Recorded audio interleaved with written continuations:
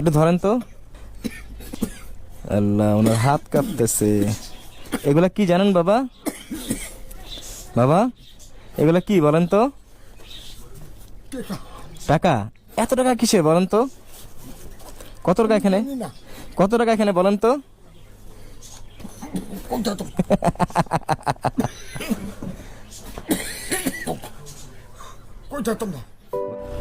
আসসালামু আলাইকুম সবাইকে। আজকে যাচ্ছি অসহায় সেই বৃদ্ধ বাবার নিকট। আর তার নিকট যাওয়ার কারণ হলো, লাস্ট ভিডিওতে আপনারা দেখছেন তিনি রাস্তার এক কোণে কিছু খেলনা নিয়ে বসেছিল। তার অবস্থাটা এতটাই করুণ যে তিনি ঠিকমতো দাঁড়াতে পারেন না।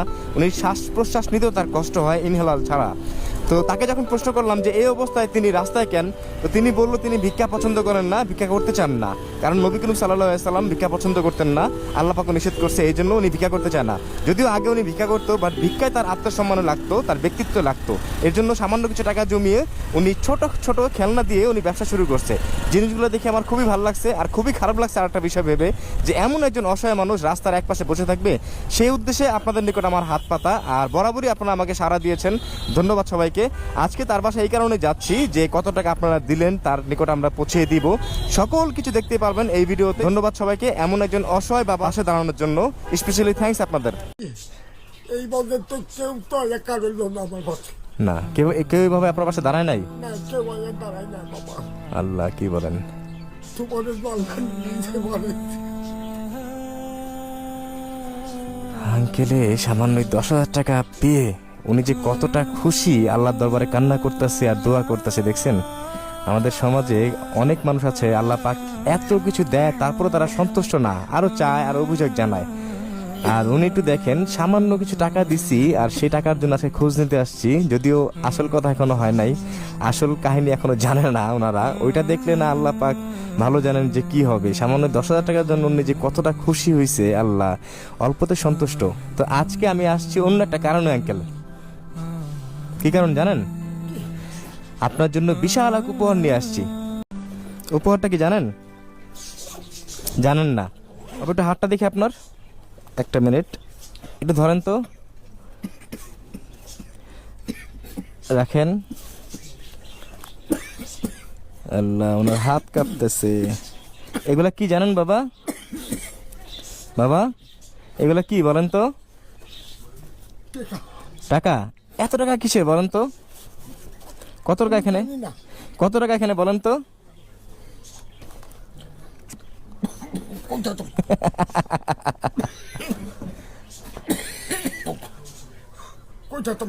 বলতে পারবেন না? এখানে কত টাকা জানেন আঙ্কেল? কত বলেন তো, পারলে একটু অনুমান করেন তো। আমি কি অনুমান করেন তো আঙ্কেল। আটটা। এখানে 4,02,000 টাকা। আর এই টাকাগুলো কার জানেন? আপনার আঙ্কেল। না বাবা, আমি নিতাম না। মানে?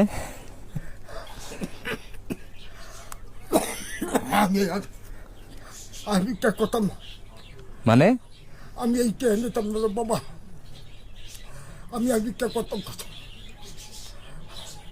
তুমি এইটা লয়ে যাও। এইটা আমি নিব না। এটা তো ভিক্ষা না আঙ্কেল। আর দান দক্ষিণ আছে না। আর দান দক্ষিণা চান না? আল্লাহ, দেখছেন, আপনার দান দক্ষিণা চান না আঙ্কেল? না বাবা, এটা তো দান দক্ষিণা না আঙ্কেল, এটা ভিক্ষা না। না। হ্যাঁ,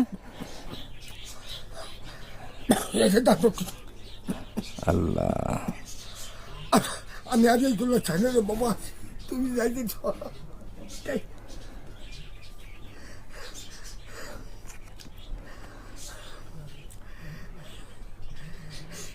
টাকা তুমি নিয়ে যাও। আচ্ছা, কান্না করুন না আঙ্কেল, শোনেন, একটু কথা বলতে দেন আমাকে। বাবারা যদি কান্না করে তাহলে ছেলে কষ্ট পাবে না? হ্যাঁ, বাবাদের কান্না মানায়? মানায় না। এই টাকাগুলো আঙ্কেল এখানে কত জানেন? 4,02,000 টাকা। আবারও বললাম, এই 4,02,000 টাকাটা আপনার। আর এটা দান দক্ষিণা টাকা না, এটা কোনো ভিক্ষার টাকা না। আমি এই টাকা নিব না। এই টাকা তোমার টাকা, তোমার টাকা। উনি আমি এই টাকা নিব না। উনি এক কথায় মানে উনি শপথ করছে যে আমি মৃত্যুর আগে অন্তত ভিক্ষা আর করবো না, আমি যতই কষ্টে থাকি প্রয়োজনে না খেয়ে মরে যাবো তাও আমি ভিক্ষা করবো না। যে কারণে সামান্য কিছু টাকা দিয়ে উনি টাকা জমিয়ে কিছু খেলনা কিনেছিল সেটা বিক্রির আশায়। তা আমি যে 10,000 টাকা দিচ্ছি তাকে, লাস্ট ভিডিওতে দেখছেন, সেই টাকা পেয়ে উনি যে কী পরিমাণ খুশি। আমি জানি যে এই টাকাগুলো পেয়ে উনি আরও মানে অবাক হয়ে যাবে, উনি নাও নিতে চাইবে, কারণ উনি আসলে ওনার ব্যক্তিত্ব বলে কিছু আছে, সম্মান বলে কিছু আছে, যেটা আমাদের সমাজে অনেকের মধ্যে নেই। বাবা এবার আপনাকে বলি, আন্টি আপনি কান্না করেন কেন? আরে আল্লাহ, আন্টিও কান্না করতেছে। এই যে আন্টি, আপনি কান্না করেন কেন আন্টি? আন্টিও বাকরুদ্ধ হয়ে, বাবা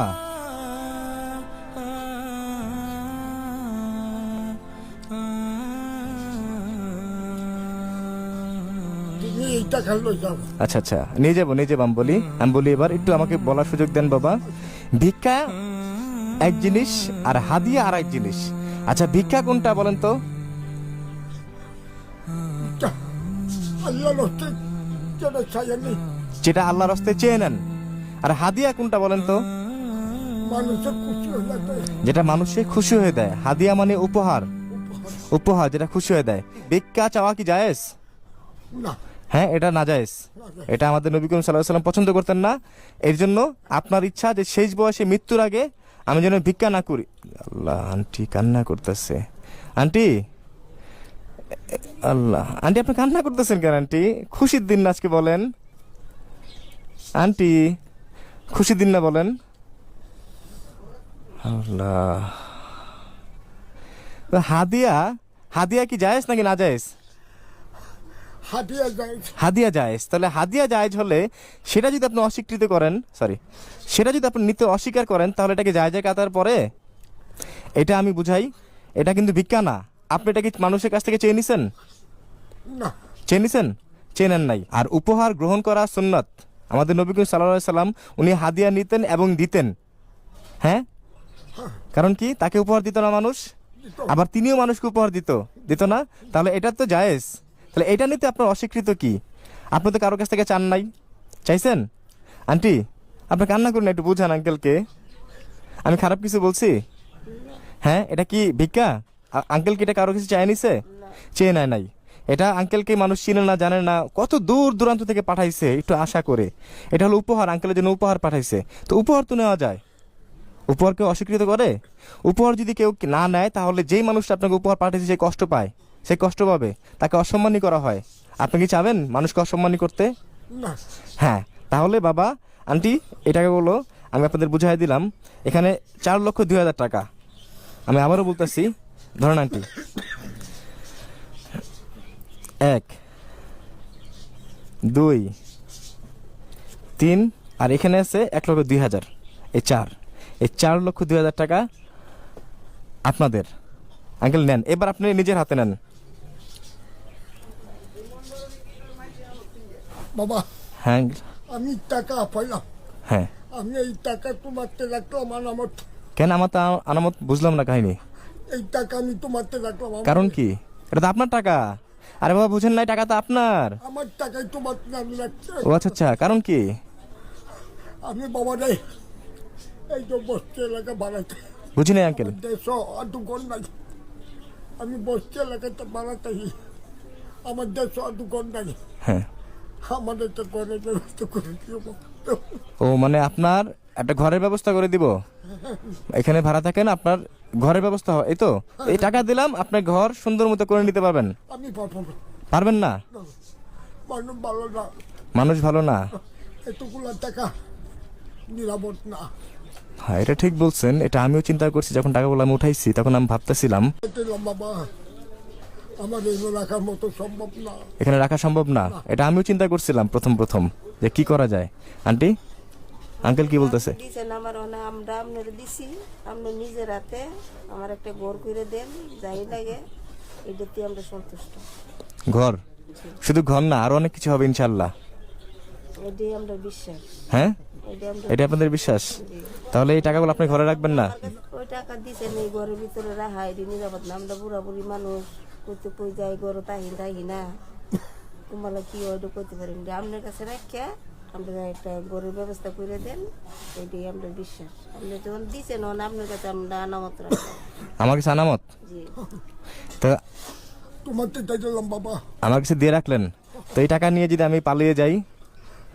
আল্লাহ তোমার ভালো না বাবা, তোমার দেখে আমার বিশ্বাস আছে।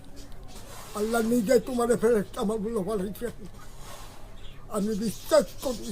বিশ্বাস করেন আমাকে? আমাকে তো চিনেন না, বিশ্বাস করেন কিভাবে আঙ্কেল? বাবা আল্লাহ একজনকে দিয়ে পরীক্ষা করে। একজনকে দিয়ে পরীক্ষা করে আল্লাহ, কত সুন্দর কথা। দিবেন 15-20 তারিখের মধ্যে ঘর ছেড়ে দিবেন, ঠিক আছে? ঠিক আছে বাবা, এইটা তুমি লয়ে যাও। আল্লাহ টাকাগুলো কিন্তু আমি দিব না, খেয়ে ফেলবো, বুঝছেন কিন্তু আঙ্কেল? খাইলাও খেয়ে ফেলবো। দাদা কোভিড ব্যাগটা দাও। আল্লাহ, আসলে ঠিক বলছে, এই টাকাগুলো, এতগুলো টাকা এখানে দেখেন, এতগুলো টাকা এখানে নিরাপদ না।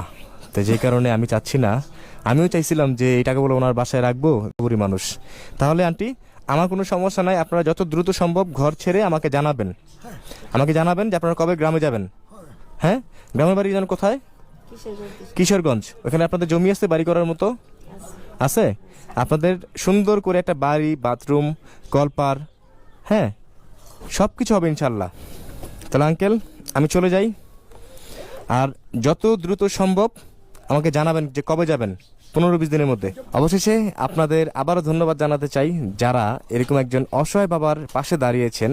আপনাদের স্পেশালি থ্যাঙ্কস। আমি বরাবরই আপনাদের নিকট যতবারই হাত পাতি, যতবারই হাত তুলি একজন অসহায় মানুষের জন্য, আপনারা সবসময় সাড়া দেন। আমার জীবনের সব থেকে বড় পাওয়া এই ভালোবাসা, এই সম্মান, এই স্নেহ আমার জীবনের সব থেকে বড় পাওয়া।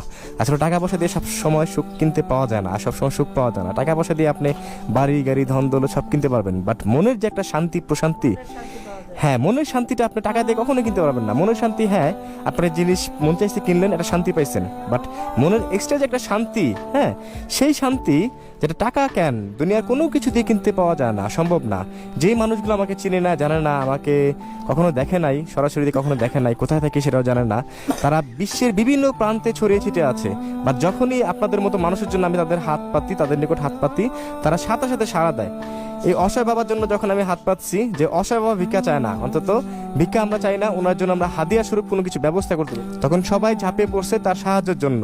আর অবশেষে আমরা সফল হয়েছি। স্পেশালি থ্যাঙ্কস আপনাদের সবসময় এরকম মানবিক কাজে আমার পাশে থাকার জন্য।